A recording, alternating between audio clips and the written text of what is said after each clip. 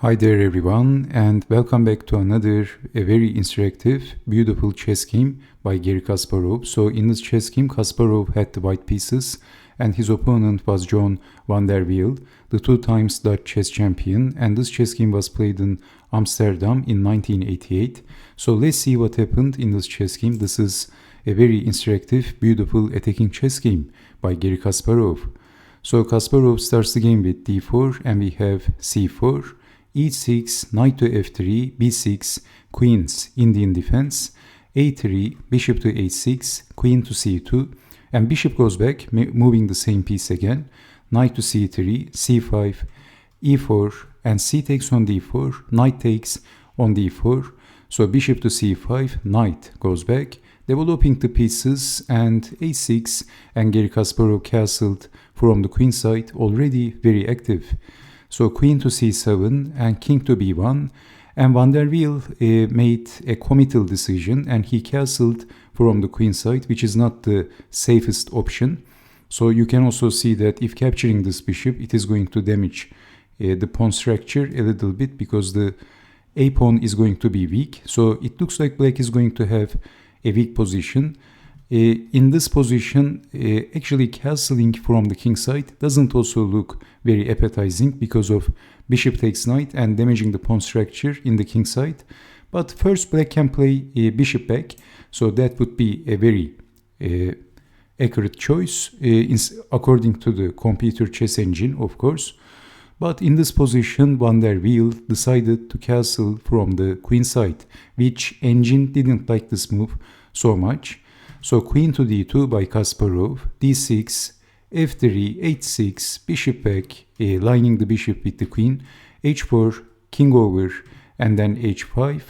So we have rook to d7. The purpose of h5 is that black can't easily push the g-pawn. So rook to d7, rook to c1, and rook over. So Kasparov is also developing the bishop and shuffling around. So centralizing the rook, and rook back, as you can see, moving the same piece again and moving the same piece again, relocating the knight, but actually there is no serious improvement.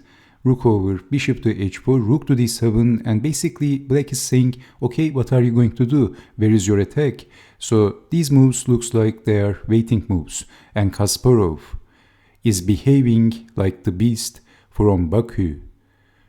And he attacks, knight to b5. Look at this move, sacrificing the knight. Incredible attack by Garry Kasparov, the beast from Baku.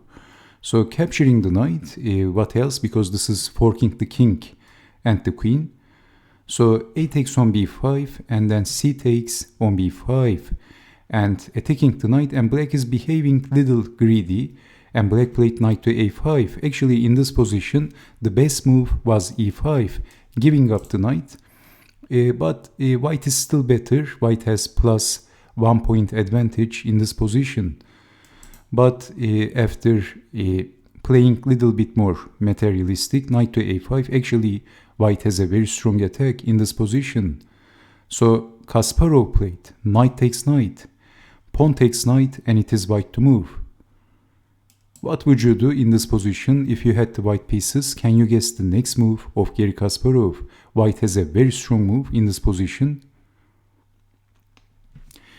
Can you see that move? Well, Kasparov played rook takes on c5. What a move. And we have d takes on c5. Of course, queen takes is not a very good idea. Bishop to f2 is going to pin the queen to the king. But actually there is a better move, and that is queen takes on a5, and this is the only defense, and then capturing the bishop, and black is getting checkmated.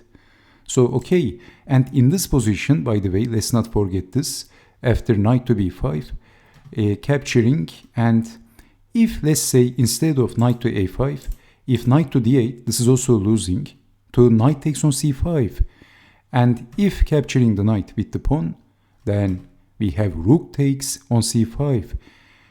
Queen takes doesn't work, as you know, because of check and getting checkmated.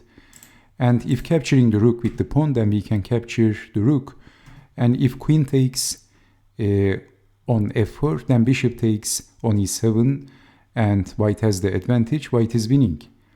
So knight to d8 is also not a good move because of knight takes on c5. So b takes doesn't work, and d takes also doesn't work because of queen takes on d7. And this time if queen takes on f4, bishop takes on e7 is a good move. So is rook to c4. I mean, how to defend rook to a4. And white is doing excellent in this position. Okay, so anyway, it is getting a little complicated after knight goes back, but some very beautiful tactical ideas is emerging. But in the real chess game, after a takes on b5, we have knight to a5, and Kasparov captures the knight. So capturing the knight, and then it is white to move. Rook takes on c5 by Kasparov, and not queen takes, as you know. We have d takes again. Queen takes is going to fail to this checkmate. So we have d takes on c5, and Garry Kasparov played queen takes on d7. Queen takes on f4. Well, white has a very strong move in this position. What would you do if you had the white pieces? Rook to d6 is the best move by far. And after this move, Mr. van der Wiel, the 2 times Dutch chess champion, chess grandmaster from Netherlands, resigned at move 31. The possible continuation, if queen takes on f3, then white has this very cute finish. Rook to a6, check, mate. The bishop is pinned. So after rook to d6, if king to a8, actually this move looks like black is surviving in this position, but only this is only an illusion. He is not surviving. Can you see the best move for white? White has an incredibly strong move in this position. Can you see that move?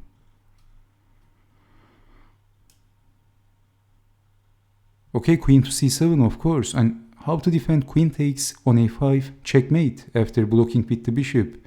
So if rook to c8, then this time, okay, giving some space to the king, then rook to a6, and this is going to be check, and that's a discover attack to the queen, and there is no sensible defense in this position.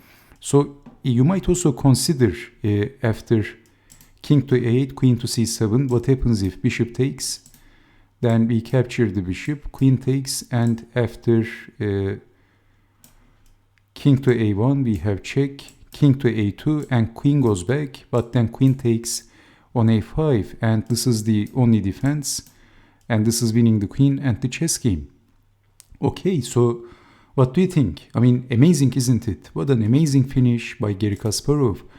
And this is the attack that the beast from Baku unleashed. So let's take it back.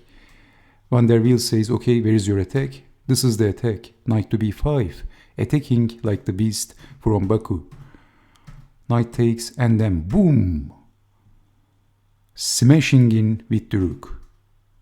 And everything is falling apart after rook to d6, especially in this position. So thank you so much for watching, and I hope to see you next time. Take care and bye bye.